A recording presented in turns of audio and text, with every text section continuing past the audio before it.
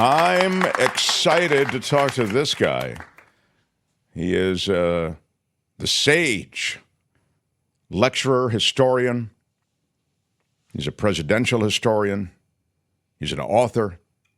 Our former colleague, this is how I know this man, because he was on the same talk radio station from which this show was birthed, KGO Radio, big talk radio station in San Francisco. Now he's got his own podcast, and he, as I say, he lectures and writes and shares on so many subjects that are related to American politics and American history and world politics as well. How about it for the great John Rothmann? Hi, John. Thank you, Mark. I love those modest introductions. Well, it's true. Everything I've said is true. So I want to talk to you about two things. First of all, I'll just mention something as an aside, because I thought of it during Kim's News. Joe Biden's address to the nation, which I understand is following his COVID. In other words, he wasn't in shape to address the nation on camera when he was afflicted by COVID over late last week and into over the weekend. Then he made the announcement that he was pulling back from the race.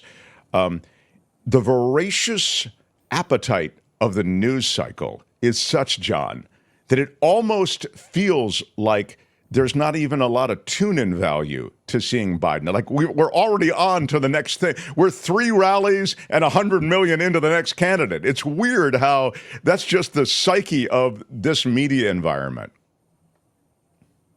Yes, but I will be listening, and I think the country will be listening to what he has to say. There are a lot of questions. Why he personally decided to withdraw. Is he planning to stay as president until January 20th of next year, which he is? How will he participate in the campaign of 2024? Is he standing steadfastly with Kamala Harris, his choice for president? Yes, we'll get answers to a lot of questions. And I think that's the whole point. I mean, it's almost anticlimactic because we already know that he's out, but it's his opportunity to speak to the American people.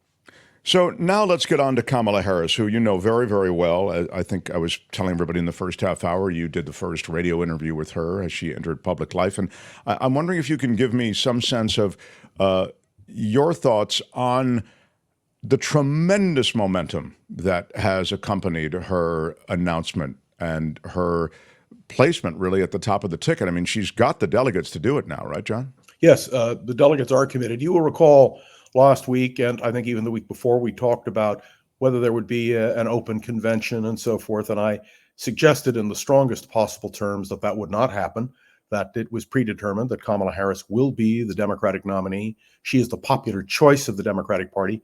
It is inconceivable that a sitting vice president would be rejected. Notice I said sitting vice president would be rejected by their political party. I'm not surprised at the momentum she has. She is extremely popular with certain segments of the Democratic Party. She always has been. Certainly, she has the support of the Black community, the Asian community. She certainly has substantial support across the country from those who have admired her and her work. So she will be the Democratic nominee for president. And why is she generating such enthusiasm? It's two things. Not only do people genuinely like Kamala Harris, but they are determined to defeat Donald Trump. And I think what you're seeing from the grassroots of the Democratic Party is we will back Kamala Harris to the hilt. Now, the question you should ask next is, if it were not Kamala, if it were somebody else, they too would receive backing. Remember that the American people don't just vote for, they vote against. And the vote against Donald Trump, the determination by Democrats and by many Americans to make sure that Donald Trump is never in the White House again, is, I think, the overwhelming force driving Kamala Harris's campaign.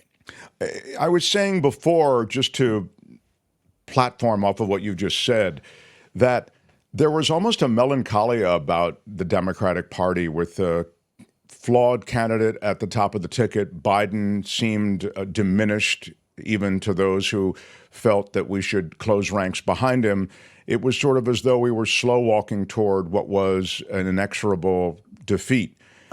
I think that a lot of that enthusiasm to which you just referred is associated with, as you said, sort of this, wow, we've got a chance now.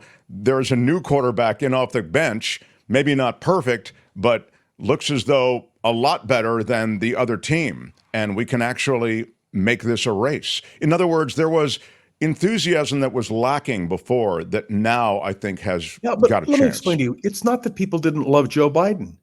Joe Biden is simply not up to it. It's what I said on your program several weeks ago, and I know I received criticism for it. I got a lot of emails from our mutual listeners, but it's the honest truth. What you're getting from me is not propaganda. I mean, I tried to do this in a straight way. After that debate, Joe Biden was finished, and I said that on your program, and I said it on a variety of other forums.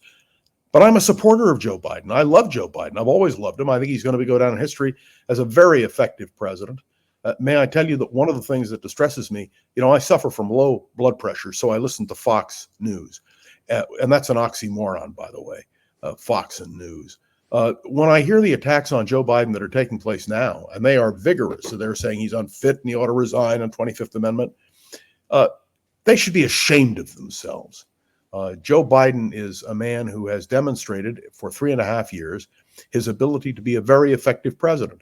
Legislatively, the most significant president we have had since Lyndon Johnson.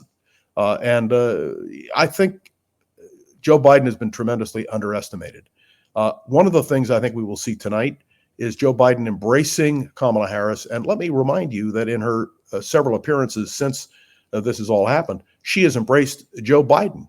And as I predicted to you before, I'll say it again, they will campaign together across this country. And they will not only defend the Biden-Harris record, but they'll say they'll build on it. So that's my sense. I miss John Rothmann on KGO. Felt like fireside chats. There you go. And meantime, police responding to protesters near the U.S. Capitol used pepper spray and a flashbang explosive device just before Israeli Prime Minister Benjamin Netanyahu's speech before Congress. Yeah, this is the attendant civil unrest that has accompanied so many of the issues around Israel and Israeli policy. Just because we put that up there as a breaking piece of news, you've been following that address, I think. I wonder if you can speak. I stopped listening when you called on me, and I will never forgive you for interrupting what was a fascinating moment. Sorry about that. But if you could just speak to the overall, there's something, let me just step back for a second. I know I want you to speak to this Netanyahu thing, but Sure. There's something truly Shakespearean about everything going on.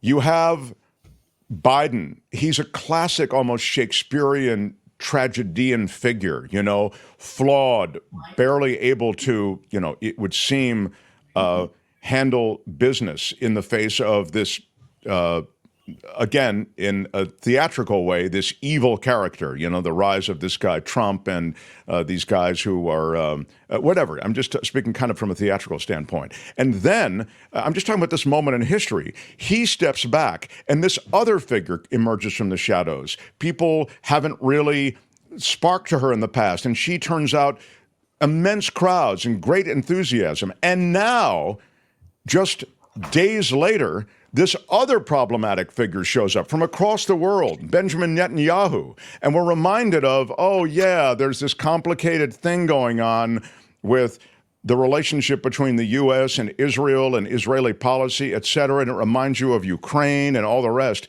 So from a purely, as I say, almost either Greek tragedy or Shakespearean tragedy standpoint, and I hope it's not a tragedy, by the way, but I'm just saying it has the kind of beats of all of that intrigue. Now, please, your thoughts. Well, look, let's be blunt.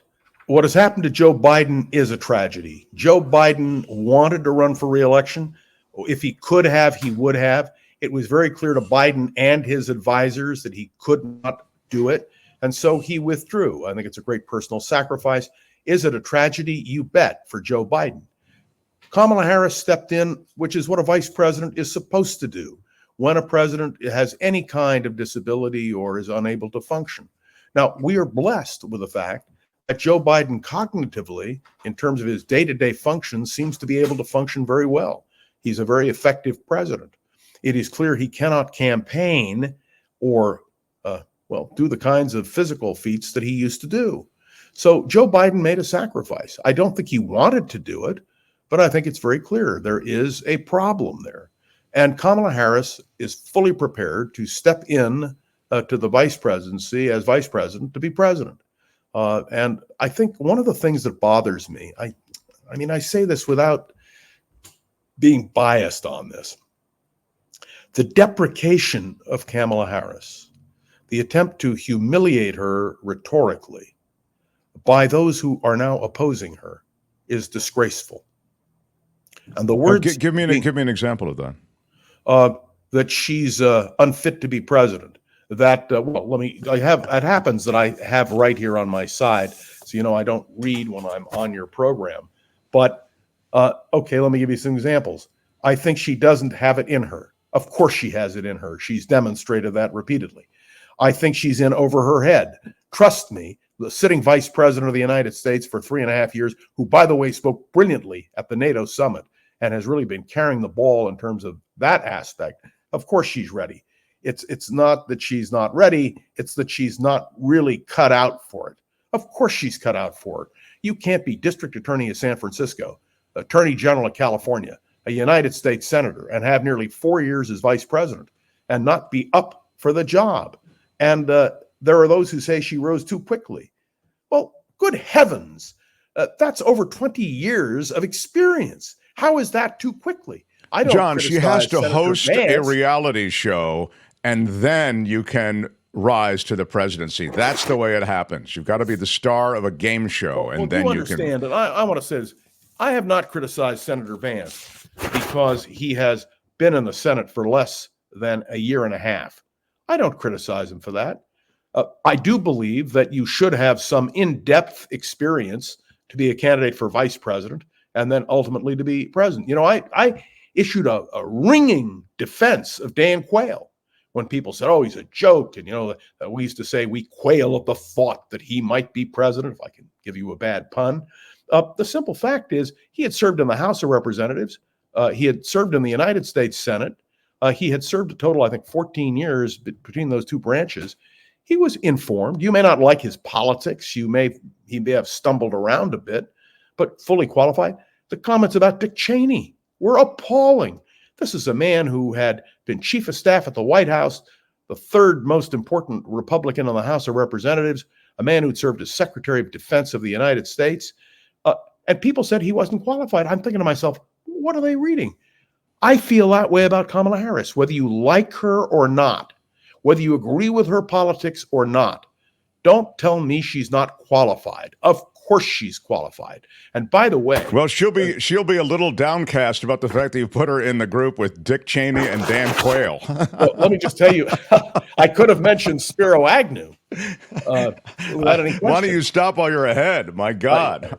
Well, but I have to be blunt with you and say now they're attacking her on DEI. Now my email exploded. What is DEI? Diversity, equity, and inclusion. Now, it's true that Joe Biden committed to have a woman on the ticket. It's true he wanted a woman of color on the ticket. But that was not diversity, equity, and inclusion. That was the right thing to do politically. And it was the right thing to do for the country. It was the wrong thing to do to announce it, though, wasn't it, John? Huh? Just to go back to that, I thought it was the wrong thing to do to announce it. I'm going to put a woman who's a woman of color on the ticket with me. You remember Walter Mondale? Sorry? You remember Walter Mondale? Of course, yeah. What did he announce when he came to the vice presidential selection? Do you remember? Apparently, he announced he's going to put a woman on the ticket. Thank you very much. Yeah, that's exactly my point. And I don't know why such things are. I don't know I don't know why those proclamations come and are viewed as positives. I think because that's politics today. Do you remember ticket balancing? Let me tell you something. In the old days, how did you balance a ticket? Would you have put John F. Kennedy and Lyndon Johnson on the same ticket? Of course not. You make a good point. I mean, everybody knows really why certain candidates pick certain vice presidential candidates. That's a fair point. Let me ask you something from the chat. John Rothmann says, Sandy, what is your opinion of J.D. Vance? You just kind of hinted at it, but he's, you can say you want to go, he's only been in the Senate for a year and a half, but John, his rhetoric is brutal on women's reproductive freedoms. Let's step back for a moment and understand. He is a brilliant fellow went through Yale Law School, was absolutely stellar in his writing his book, which became an instant bestseller, and which naturally I have an inscribed copy in my library. He is a man who represents something very peculiar.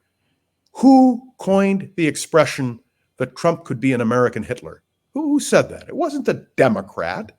It was J.D. Vance. This is a man who was very blunt, and you've played, I think, if you haven't, I've heard it other places, his comments about the abuse sexually and whether you believe the accuser. This is a man who, J.D. Vance, who was absolutely anti-Trump. He is now pro-Trump. Now, you might say that's political expediency, and it is. But that's what you do when you're advancing up the political ladder. And I will say again. So wait a minute. Just to be clear about that, you give him a pass on that then? No, I don't give him a pass, but okay. I think we have to understand that is what political expediency is. Well, obviously, for politically expedient reasons, but I mean, isn't that such an about face? I mean, pretty disgusting? Oh, sure. But I have a pamphlet in my library collection. Here's what the Democrats say about Kennedy.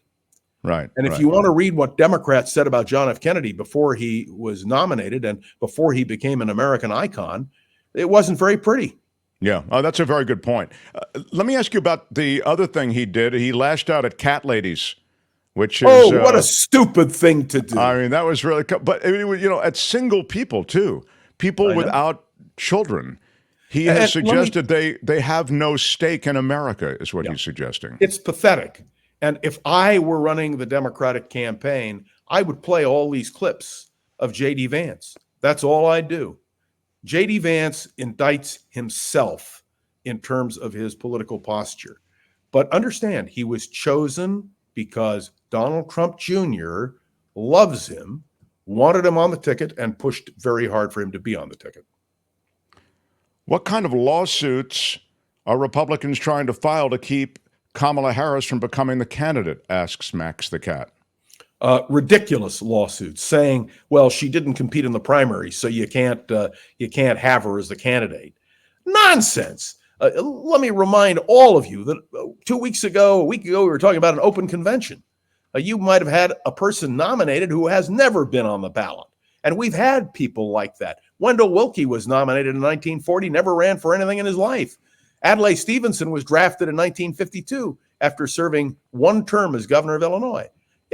I stop and I think about the statements that are made and the fact that people don't understand political history. So J.D. Vance is formidable for a very particular reason. He is 38 years old.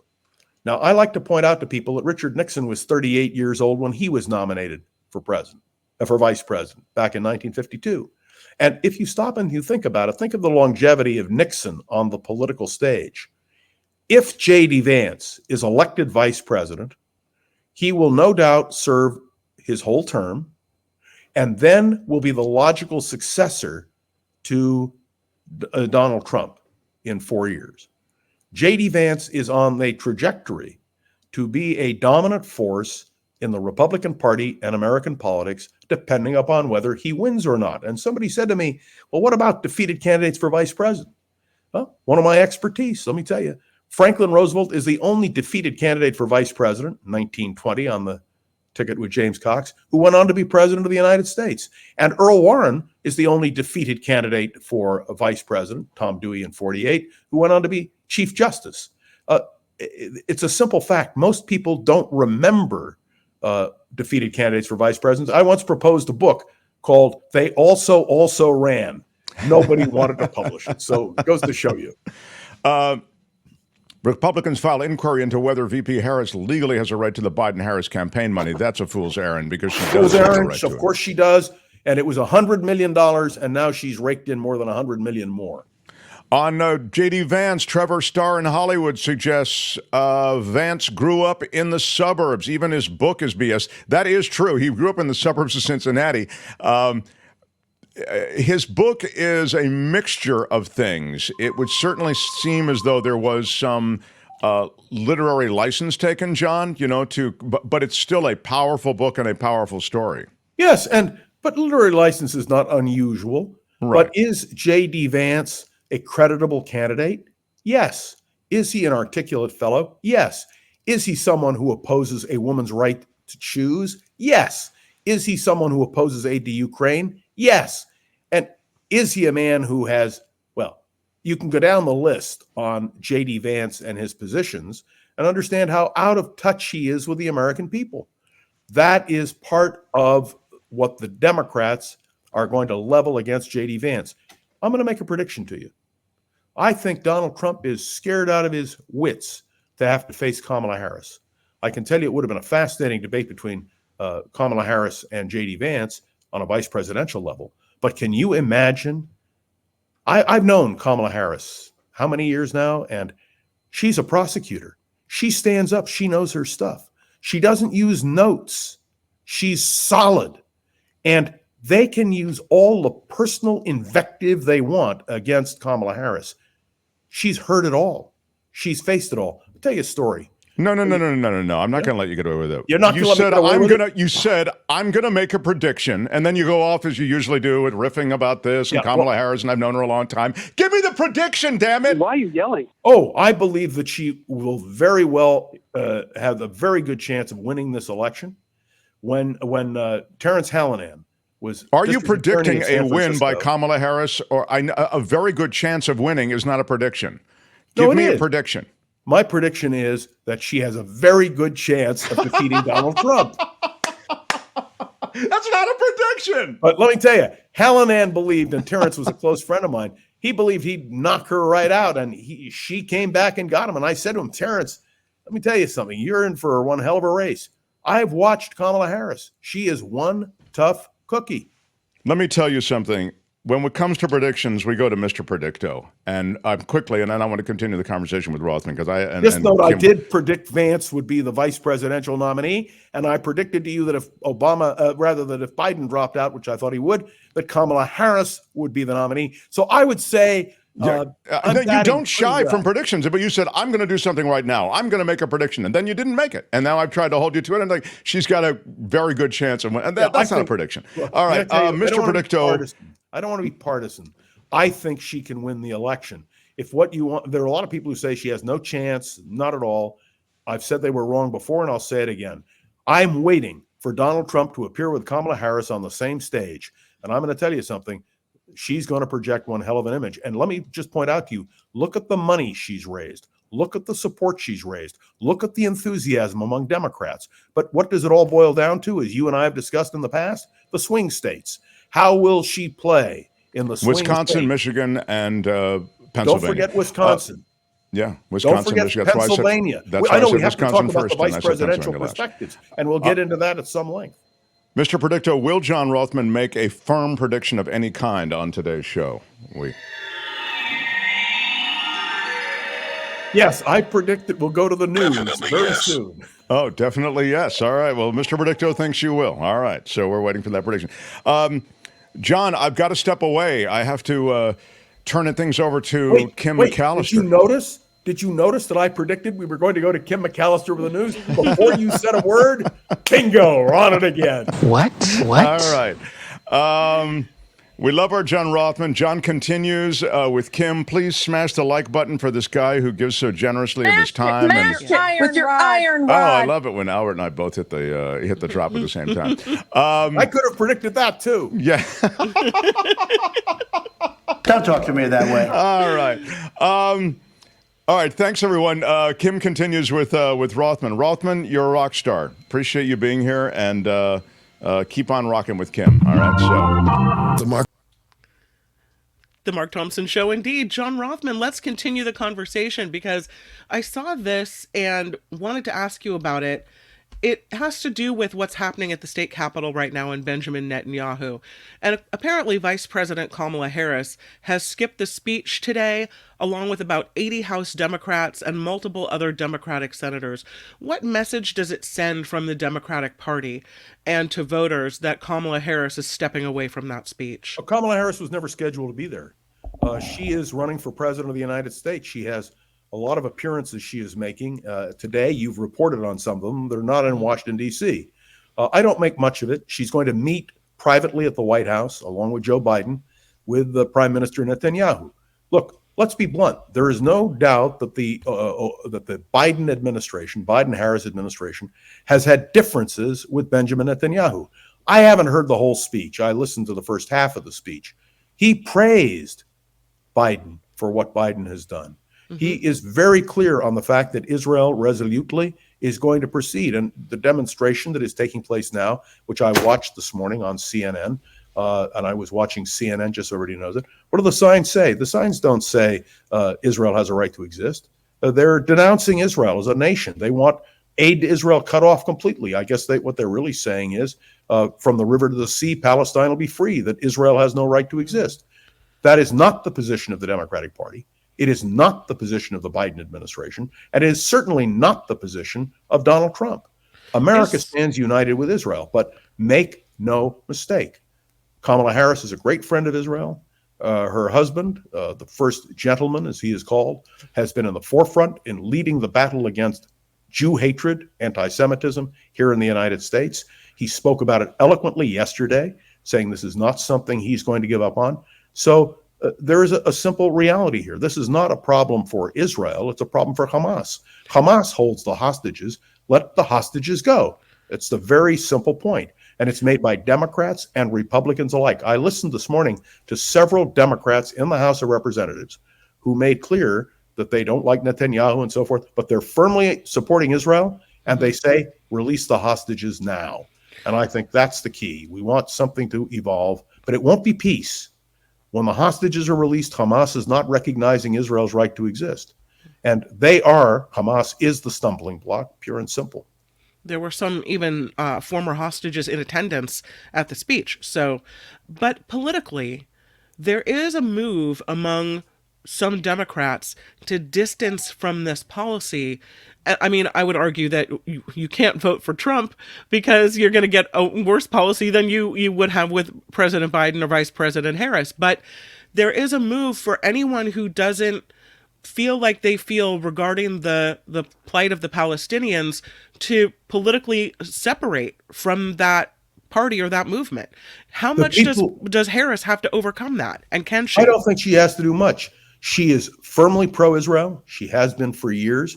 She has been, along with Biden, critical of Prime Minister Netanyahu's policies individually. That's acceptable. I wonder how many Americans are not going to vote for Trump and Vance because Vance is opposed to aid to Ukraine. Talk about a divisive issue. Yep. And by the way, wait till the Midwest checks in on that. The large Ukrainian American community that exists in the Midwest, all I can tell you is I understand the critics of Israel are vocal. I only ask one thing. Ask them whether they believe Israel has a right to exist as a nation, and overwhelmingly the answer is no. The people who disagree with Netanyahu, that's fine. There are Israelis who disagree with him. In fact, if an election were held in Israel today, Bibi would lose. But if you ask Americans whether they support Israel and its right to exist, the answer is overwhelmingly yes. Is that what you talked about on Around the Political World with John Rothmann today? No, actually, I didn't talk about Netanyahu. I talked about the fact that two speeches are being given. Okay. One from to the Congress by Netanyahu, the other from the Oval Office by Joe Biden. Right. Speech and rhetoric are critical, and we listen carefully to get markers about where we're going in all of this. And so that was my topic today, as I was very critical of those Republicans who are now making DEI, diversity, equity, and inclusion, a major issue. I think they're making a huge mistake. And by the way, you know who agrees with me on that? Is Speaker McCarthy. Mm-hmm. I'm sorry. I get so excited about these things. But Speaker Johnson made the same criticism. He said to his Republican colleagues, please do not do this, because then you're injecting race into this, and this is not a matter of race. If you want to criticize Kamala Harris for her positions, that's one thing. Oh, by the way, when I said McCarthy, he made the same comment.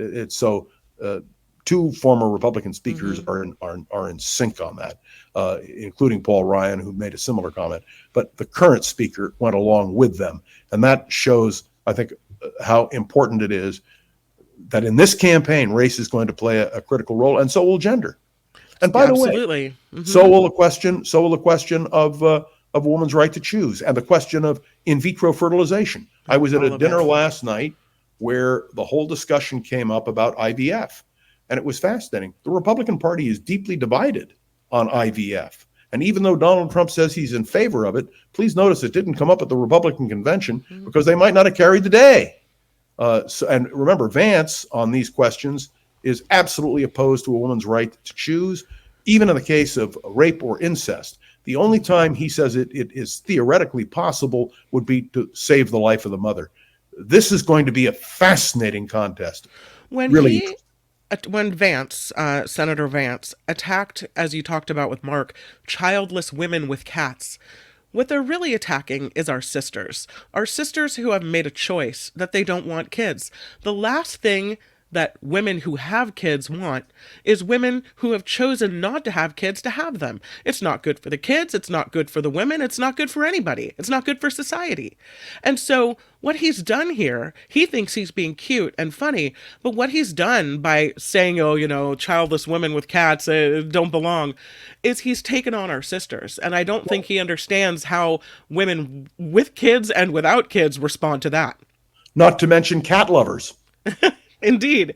I would say that for him, it is a catastrophic moment in the campaign. I knew I could count on you for that. I just knew it. Let's go to video that I found, Albert, because there is a new video posted on CNN about Pete Buttigieg responding to the criticism by J.D. Vance about childless Democrats. This is exactly what Buttigieg is responding to, and I thought it'd be interesting to hear the official line from those that are... Preface that by saying Vance attacked Mayor Pete before he had children on this very point, which is why Pete responded. Go ahead. Absolutely. While Albert takes that time to pull up the video, I'll just say I'm offended just as a woman about what's happening with that. And I think that I don't know if Republicans understand how much that galvanizes voters. I've heard it said by Gil Gross and Mark and David K. Johnston, and maybe even you, that the real issue here is going to be motivating voters to get off the couch and go vote. And so I don't know if they realize how much this issue will pull women out to the polls all across the country. Let's take a look. 100%. And every cat lover, let me assure you, this is going to go viral. And it should. Look, this is not the Republican Party of Dwight Eisenhower or Richard Nixon or Gerald Ford. This is a very different Republican Party. Let's take a look at the video. You want to spend a minute on potential vice presidential candidates? Yeah, let's do it right after. Right after the video. There's actually this answer that J.D. Vance gave a few years ago, and he name dropped you in it about people who don't have children working in the government. This is what he said. It's just a basic fact. You look at Kamala Harris, Pete Buttigieg, AOC, the entire future of the Democrats is controlled by people without children. And how does it make any sense that we've turned our country over to people who don't really have a direct stake in it? Now, I should note you have two children. They were born before he gave that answer. Harris is also a stepmom to children as well. But what's your response to that? The really sad thing is he said that after Chasten and I had been through a fairly heartbreaking setback in our adoption journey. He couldn't have known that, but maybe that's why you shouldn't be talking about other people's children. And it's not about his kids or my kids or the vice president's family. It's about your family, people's families whose well-being will depend on whether we go into a future led by somebody like Kamala Harris, who is focused on expanding the prosperity, the freedom, the well-being of our families. And by the way, especially if you have kids and you're worried about climate, choosing between a party that has a plan on climate that creates jobs and a party that still calls it a hoax, even as we went through the hottest day in world history. Or do you want your children to grow up in a country defined by a return to the chaos and recrimination and cruelty that was the hallmark of the Trump era? Amazing. Because it's exactly, I think, what so many people are thinking. Why would you you look at these women who supposedly are these Democrats, these evil Democrats that don't have children. Yet these are the people that are thinking ahead for our children's future. These are the people that are putting the environment first. And so it just seems so hypocritical. Oh, you're absolutely right. And I'm telling you, J.D. Vance, look, running for national office, running for any office, you have to have some sense of timing and think about what you're saying. You and I learned that because we're on the radio or on television or wherever we are. And we understand that these words ring on through time. And J.D. Vance is making the classic blunders of someone who is unprepared for a national campaign. That's what happened to Dan Quayle. That's what happened to Spiro Agnew. And this is something that affects Democrats and Republicans alike. So my sense of this now is that all of these mistakes, these bloopers, are going to come back to haunt the Republicans. And there was an interesting question posed to Donald Trump yesterday. Does he now regret having taken J.D. Vance? Let me tell you something. You can't regret taking a candidate for vice president. That's the first major decision a candidate for president makes. But I think he's got a problem with J.D. Vance, and I think we're going to hear a lot more of that. We'll be talking a lot more on this program about that. Can he switch, or is it too late? Once Vance goes to the RNC and accepts the nomination, is it not allowed that Trump could go, you know what, I changed my mind. You've said something that offends me, and I'm done. Too late. The only thing you can do is what McGovern did with Eagleton. And Eagleton in 1972 resigned after 18 days, and then the National Committee elected somebody. But it would require Trump to go directly to Vance and say, please resign, and then he could appoint somebody else with the consent of the Republican National Committee. But as we know, the Republican Party is no longer the Republican Party. It's the party of Donald Trump, as Donald Trump Jr. reflected on the ellipse on January 6th. I have read a lot of Facebook posts and emails, people saying, Democrats saying, we're very upset that we didn't get the chance to vote, that our voices don't matter in this, that it's all about the delegates. But I think that is not, it has been about the delegates in the past. Wasn't it that the delegates all the way up until the 60s made the choice? When did we switch? If you can look back at the political process in history and talk about the role of delegates and when it flipped to this primary season where everyone votes. In 1968, Hubert Humphrey was nominated without running in a single primary. And the rules were changed by something called the McGovern Commission, which implemented changes for 1972. Ever since then, delegates have been elected. We don't have the kind of kingmakers we once had. We don't have favorite sons. We don't have powerful political bosses who go into a smoke-filled room and make the decisions. It doesn't work that way anymore. The people have spoken. And the only people who are saying that Kamala Harris is not legitimate are Republicans. It's the dumbest damn thing I've ever heard. And let me remind you, if, God forbid, Donald Trump had been killed in the assassination attempt, the Republicans would have had to scramble to find a new candidate who never ran in a primary. So, this is nonsense. We select our candidates for president now by the primary route.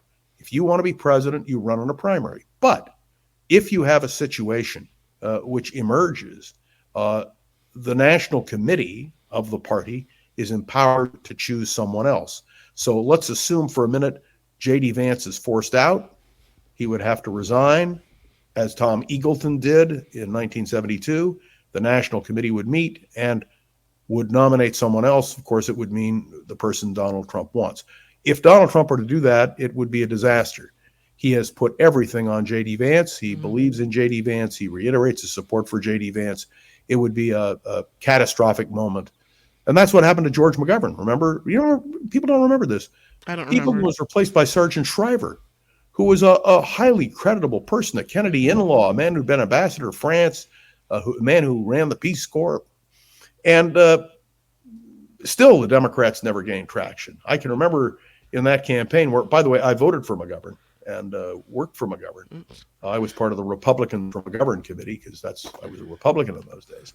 But we knew there was not a chance of a snowball in hell. You mentioned the choice, assuming that Vice President Kamala Harris, when we get to the Democratic National Convention, goes forward and is the nominee, because there's a question mark until it actually happens, right? Even though she seems to have secured enough delegates.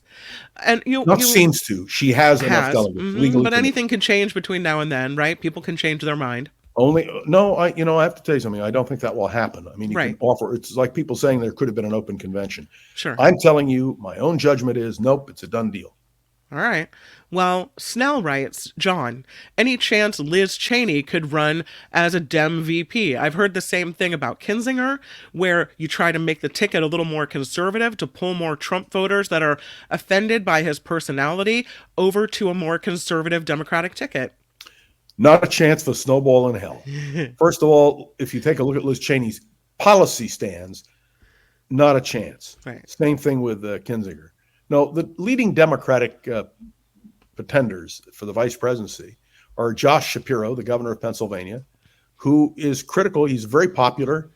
He's very popular with Democrats and Republicans in Pennsylvania. He would most assuredly ensure that Pennsylvania would end up in the Democratic column. There's a real advantage. Mark Kelly, senator from Arizona, again, a critical swing state. Mark Kelly is somebody who was an astronaut, a fighter pilot, whose wife is Gabby Giffords, who was nearly killed. She also would have great potential. Andy Beshear, the governor of Kentucky, also very popular potential, but he's not from a swing state. Yeah. Kentucky And doesn't Roy bring anything in, Cooper- right? Yeah, a lot of people Yeah. talk about Roy Cooper from North Carolina, but he's 60 years old. I just don't see Roy Cooper as a viable choice. I think, again, I was willing to stick my neck out on J.D. Vance and say he would be the nominee, but I would tell you that Josh Shapiro and Mark Kelly are the two leading contenders at this moment. And I believe, I've heard that Kamala Harris has a really good working relationship with Cooper, that they were attorneys general together from different states, and that they're very good friends. So I don't know if we should discount him. I don't discount him. I simply say he is 67 years old. And I think age plays a role. She, by the way, also has a very good relationship with Andy Beshear. So, I mean, in the end, what I've learned as a student of the vice presidency is that the vice presidential candidate has to be somebody the presidential candidate is completely comfortable with. Yep. You saw that with Clinton and Gore. You saw that most assuredly with Obama and Biden. I think you have seen that in a variety of situations, Carter and Mondale. If a vice presidential candidate is nominated, it's only because the presidential candidate makes the selection.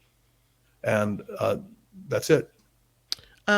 People talking about Michelle Obama being a secret weapon, and someone, Trevor, talked about possibly it being a Harris Buttigieg ticket. It's the question mark of whether America is ready for a woman of color. And then you add to the ticket another woman of color, a gay man, a Jewish man. And then you have a ticket that may, I don't know, if you're looking at who America is going to elect, and I don't care about any of those statistics. I care about what the person stands for and how well they communicate with me and what their plan for America is. But a lot of people in this country, and maybe they're the Republican voters anyway, my bad, I'm sorry if you're one of them, are racist and misogynist, and they won't. Do we have to worry about that? Does Vice President Harris have to choose a straight white male to balance out her ticket? She will choose a straight white male. And do you want to balance your ticket? You're darn right you do. You want to take a candidate for vice president who can deliver a swing state, which is why Shapiro and Kelly make sense. By the way, Gabby Giffords is Jewish. One way or the other, that may be a factor, but I don't think it matters anymore. Well, let me ask you, remember, you're too young to remember, when John F. Kennedy was nominated for president, he was the first Roman Catholic elected. Al Smith was the first nominated. But nobody remembers that Barry Goldwater's running mate in 1964 was William E. Miller from Lockport, New York. He was a Catholic. It's 4 years after Kennedy. Nobody mentioned the fact that Miller was a Catholic. It didn't matter anymore. Yeah. It just doesn't matter. Yeah. So I do think it will be a white male. I think that the odds are that it will be either Shapiro or Kelly. Somebody asked me about Pritzker of Illinois. He's also a possibility. He's also a Jew. I don't think people care about that. I hope they don't. But I will tell you, and it's a shocking thing for me to say, Yep. that I think 1/3 of the American people won't vote for a woman. 1/3 of the American people won't vote for a Jew. 1/3 of the American people won't vote for a Mormon. And that, from Jesus Christ, Church of Jesus Christ of Latter-day Saints, that's what Mitt Romney ran into. Yeah. The anti-Mormon. I used to listen to somebody on KFAX, which is a religious broadcasting. I love KFAX. I've always enjoyed their programming. And this particular commentator accused the Mormons of being a cult. And I think it went a long way to hurting Mitt Romney.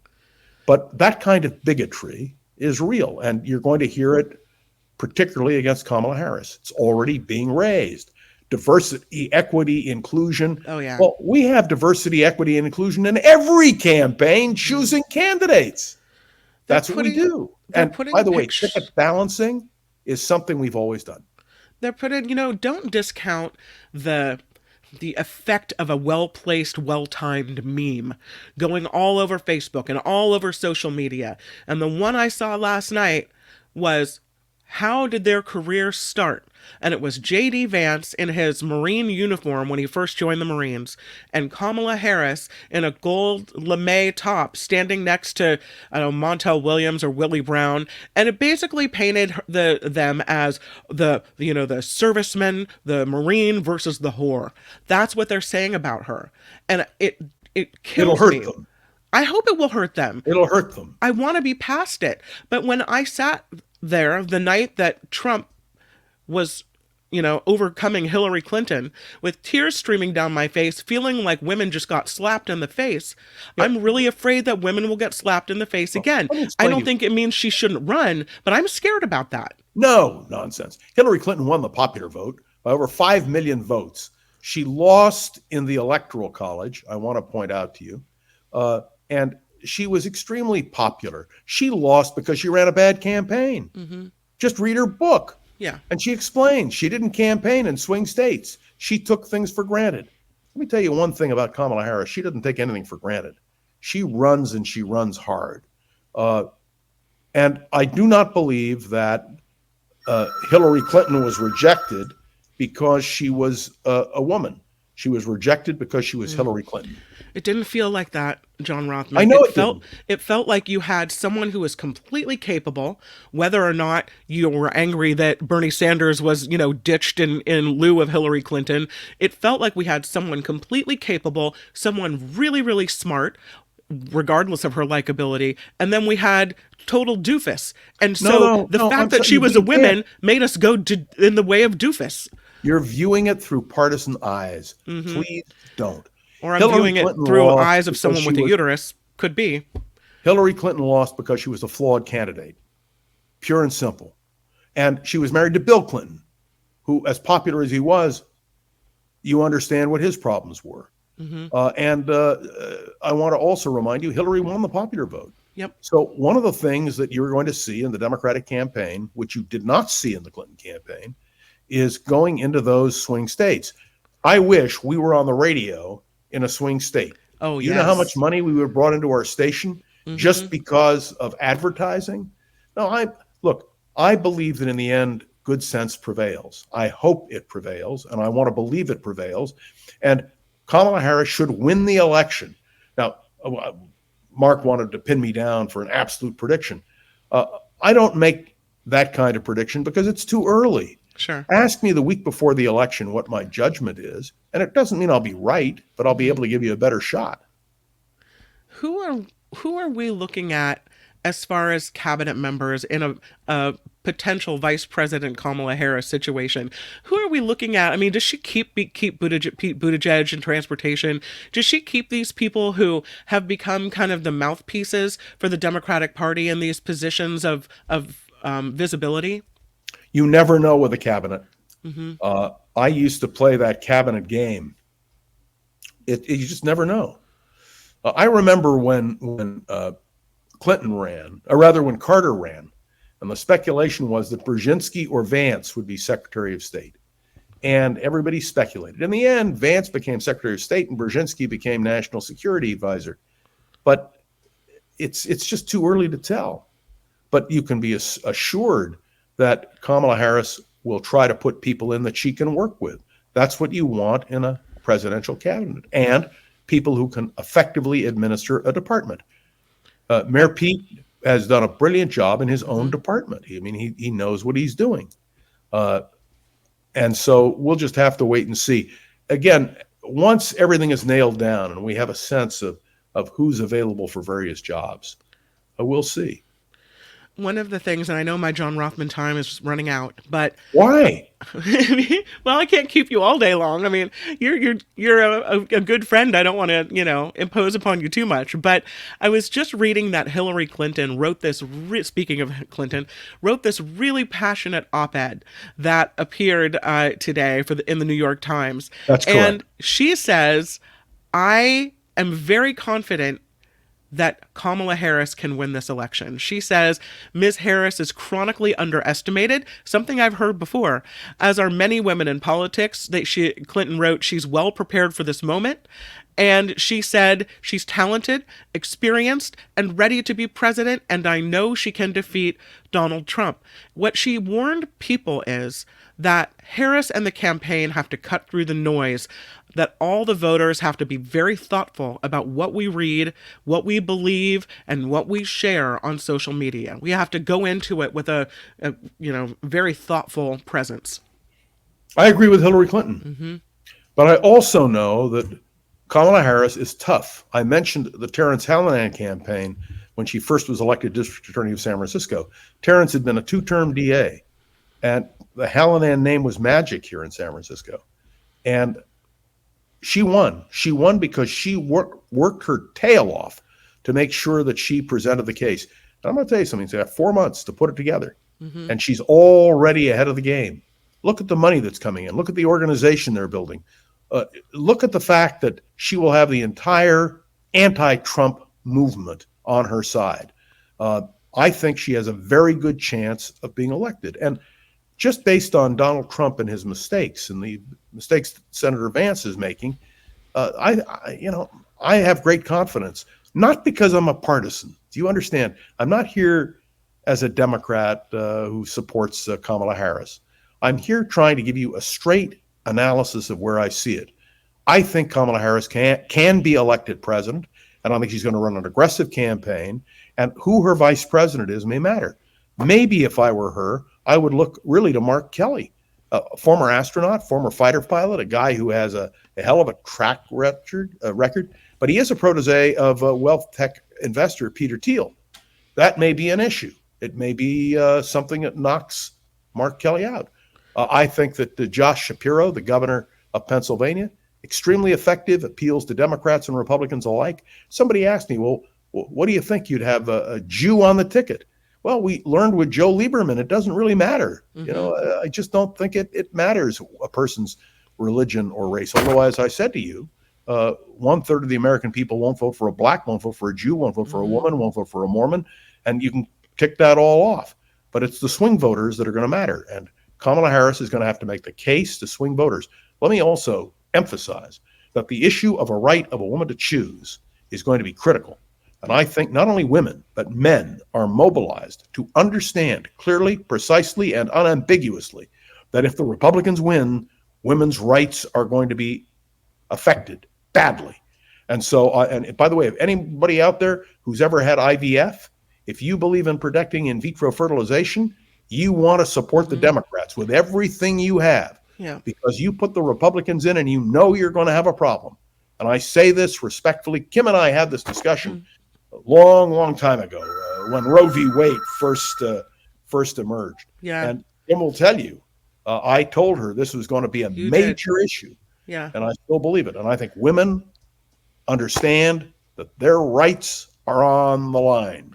Lastly, another comment that Hillary Clinton made in this op-ed is that she looks forward, she says, to Kamala Harris prosecuting a compelling case against Mr. Trump, who failed as president the first time and is running on a dangerous agenda. And so my question is this, political strategy-wise, In her first two speeches, Kamala Harris has come out tough against Trump, saying she's a prosecutor, she knows his type, listing all of the ways in which he's a, nefarious individual. Is it smarter for her to prosecute the case against Trump, or is it smarter for her to highlight her differences from Trump? And can she do it both? Okay. Yeah, of course, it's not mutually exclusive. Look, it's a prosecutor versus a convicted felon. Yeah. And I can't wait for her to explain to the American people what this convicted felon would mean if he got back into the White House.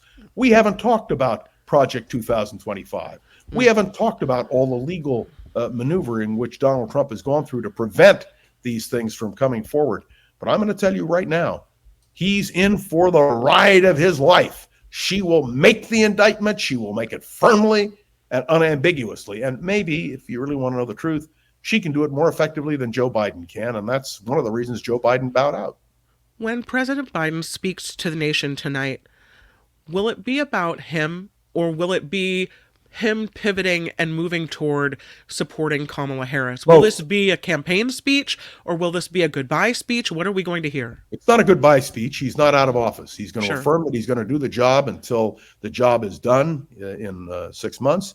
He's going to affirm the fact that he's going to campaign his heart out for Kamala Harris, and he's going to defend American democracy. He's going to make the case against Donald Trump. And Donald Trump knows that that's what's going to happen. Let me tell you, the Trump people are very disappointed. They wanted Joe Biden. They felt they could beat Joe Biden. They're in a panic now because they're not dealing with an 81-year-old man who seemed not to be able to really do what he had to do. Right. They're now dealing with Kamala Harris, a prosecutor, an experienced leader, 3.5 years as vice president of the United States, former member of the U.S. Senate, former district attorney of San Francisco, and yes, a former attorney general of California. She is one tough cookie. And if they underestimate her, they do so at their own peril. Now, will Kamala Harris make mistakes? Every presidential campaign has mistakes. That's what makes it exciting. Somebody asked me, and I've got to tell you that somebody asked me the question about what the great American sport is. The great American sport is politics. And we'll, in the end, have a winner and a loser and a great debate. And we're in just the opening innings of this campaign. Find my very, very good friend who was kind enough to stay with me for this last half hour on his podcast. Google it, Around the Political World with John Rothmann. It's just a few minutes every day of his take on the goings-on around the world. You can also find John Rothmann on The Voice of San Francisco. He has a podcast there as well. So always, and of course every Wednesday here on The Mark Thompson Show. So always a way to hear John Rothmann and his thoughts on the world. Kim, it is always a pleasure to be with you. You may have not felt particularly well today, but may I say you've done a wonderful job of concealing that as well. I love you, John Rothmann. I'll see you next week. Thank you all. Oh, I won't see you next week. You're going on a big vacation, right? No, I'll be here next week. It is the week I'll be gone the month of August, basically. Okay. All right. So we'll get our John Rothmann fix next week as well. Very good. Pleasure. All right. Go answer the phone. Have a great rest of your day. Bye, John Rothmann. Hi, it's Mark, and I thought that was great. Hit the notification bell. You'll know whenever there's a new video being dropped, and please subscribe to our channel to help us save the universe.